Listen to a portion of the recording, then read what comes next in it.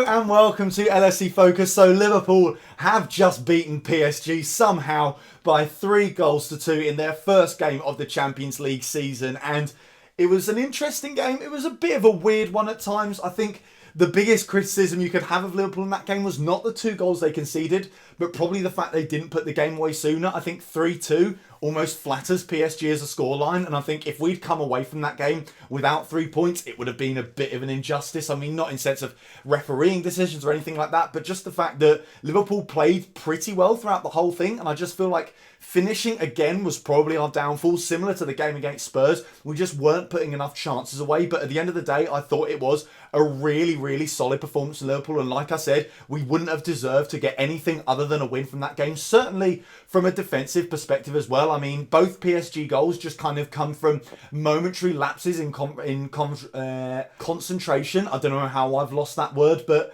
they just get punished to the absolute maximum effect. You know, PSG are such a good team that you make one small mistake and they do capitalise on it with a goal. And I thought they weren't that great tonight, you know, in terms of certainly their build-up play. They weren't that great in terms of getting forward and trying to create chances. But when they got their opportunities, and again, the opportunities do kind of come from Liverpool mistakes, they did take them very well. So all credit goes to them for that. But I thought in general, Liverpool bossed most of the game. Certainly in the first half, I really liked how we defended. PSG were trying to get the threat on the counter-attack. You could kind of tell that from the way they set up their midfield. They almost had no one in the centre of the park. It was very much just defend, play it round the back, and then when the opportunities arise going forward, just launch it towards that incredibly talented front three. And they tried to get the best out of Neymar. They tried to get the best out of Mbappe and Cavani as well. And it just wasn't really working. And a lot of credit does have to go to Liverpool's defence for that, because I thought they were absolutely fantastic, certainly in the first half, in terms of just holding their nerve, never looking phased when they're up against these top quality players. You know, every single time someone was in a one-on-one with Mbappe or with Neymar, they didn't look worried. They didn't look like they'd been isolated. They dealt with every difficult situation so incredibly well. So I think so much credit has to go to Liverpool tonight. And also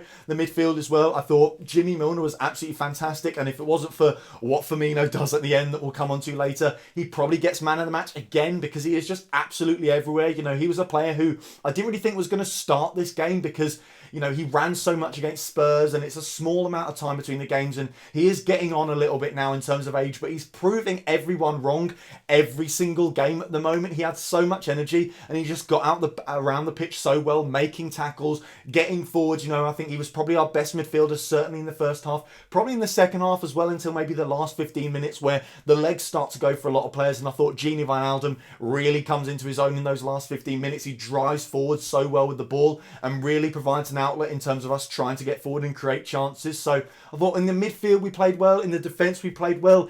It was really only the attack again that didn't quite click, and you can maybe put some of that down to the loss of Firmino again, and the fact that we start with Sturridge, and that kind of messes up our system. Although obviously Daniel Sturridge gets the goal. It's a really good goal as well. That first goal, let's take a moment to talk about it, because it was very nice to see. You know, a fantastic cross from Andrew Robertson, first time on his left foot, and you know, he doesn't just whip it into the danger area. He isn't just trying to create carnage in the box or anything like that. That cross is pinpoint onto Daniel Sturridge's head, and almost more importantly, pinpoint just over Thiago Silva's head. There's nothing any PSG defender can do about that, because it's so perfectly weighted, has such perfect dip on it, that it lands perfectly on Daniel Sturridge. And yeah, maybe the goalkeeper can do better, but Sturridge just does what he's in the team to do, which is score goals. And I know his role is a little bit different, but at the end of the day, when you look at that game tonight and you think about what Mane can offer him out wide and what Salah can offer him out wide, you're just looking at Sturridge and thinking, just finish off the chances, because especially when that's something we struggled with against Spurs, the fact that we couldn't really finish our dinner at a lot of times. When Sturridge came into the lineup, you thought that's the kind of thing we want him to do, just to have one opportunity on goal and bury it instantly, and that is what Daniel Sturridge does. The penalty, again, really good play from Gini Wijnaldum, who did have a very good game, really showing him his quality this season. Gini Wijnaldum, I think he's been absolutely fantastic in every single game he's played. He's never let us down, so that is a really positive sign. I think certainly from a midfielder like James Milner, who we thought was going to be on the periphery, for him to be one of Liverpool's main men and possibly even one of the first names on the team sheet at this point, is absolutely fantastic. So, really well won from Gini Wijnaldum, some incredibly smart footwork in the box, and then another really good penalty from James Milner. Again, maybe some questions you can ask from the goalkeeper. I think he's got a bit of a case of the Pickfords, them little T-Rex arms that means he doesn't quite reach it, and it's the same with the first goal. Then with the goal PSG scored before half-time, I think it's just annoying because if they don't score that goal and we go in 2-0 up, it's not necessarily game over, but it really feels like we've got over the hump there, and PSG just have such a huge mountain to climb in that second half, but things just go ever so slightly wrong. It's a little bit of an error from Andrew Robertson, and then it's just a great finish from the PSG player, and that's the thing you've got to deal with in the Champions League, and it's something that we certainly woke up to last season in those games in the group stage before we really hit our stride and became the European royalty that we all saw in the knockout stages. There were a lot of games in the group stage, certainly the ones we drew against Sevilla and the one away to Spartak Moscow as well, where we realised in the Champions League, you make one mistake, you're probably going to get punished, especially against a top team like PSG. So it's certainly been a great lesson for Liverpool today, if anything else, to realise that as well as we did last season, we can't let those standards slip at all, because although PSG, like I said, didn't play great, they didn't play free-flowing football going forward, and they certainly didn't get the best out of their best players like Neymar and like Cavani, they were still capable of getting goals while it mattered. And all the way through that second half, I felt like we managed it really well. It felt like PSG weren't getting a sniff. We're about 15 minutes into the second half and they still hadn't had a shot, and we were just kind of keeping the ball and then occasionally trying to turn up the pressure and go through the gears, go into fourth gear and fifth gear and something like that, and just try and force a goal. And it never quite happened, but I felt like we were managing it really well. And then it was almost a wake-up call as much for the fans as it was for the players to just realise PSG are a very good side and they will punish you because they get that goal. And suddenly a real question is asked from Liverpool, and the best thing that come out of tonight is the fact that we answered it with aplomb, because that is not a game that we win last season, certainly not in the Champions League. It felt an awful lot like the one against Sevilla, where we dominate all the way through, we dominate the play, we create a lot of chances, we just don't put them away, and then it's 2-2 with 15 or so minutes to go, and we just feel like we've thrown the entire game away. And last season we couldn't find a way to salvage it. This season we just about managed it, and a lot of it comes down to the strength off the bench, the fact that we can bring on players like Shaqiri and like the match winner Roberto Firmino, something we just couldn't do last season when other legs on the pitch were tiring. Mo Salah, I think, had a poor game in general, but certainly looked like he was flagging towards the end. I think it looked like, the game at the weekend had taken its toll, and I think he was just getting crowded out a little too much. PSG certainly put a lot of attention on marking him and making sure he never had that much time on the ball. So everyone in the attack and a few in the midfield as well were looking a little bit leggy, and I think it's just vital that we can bring on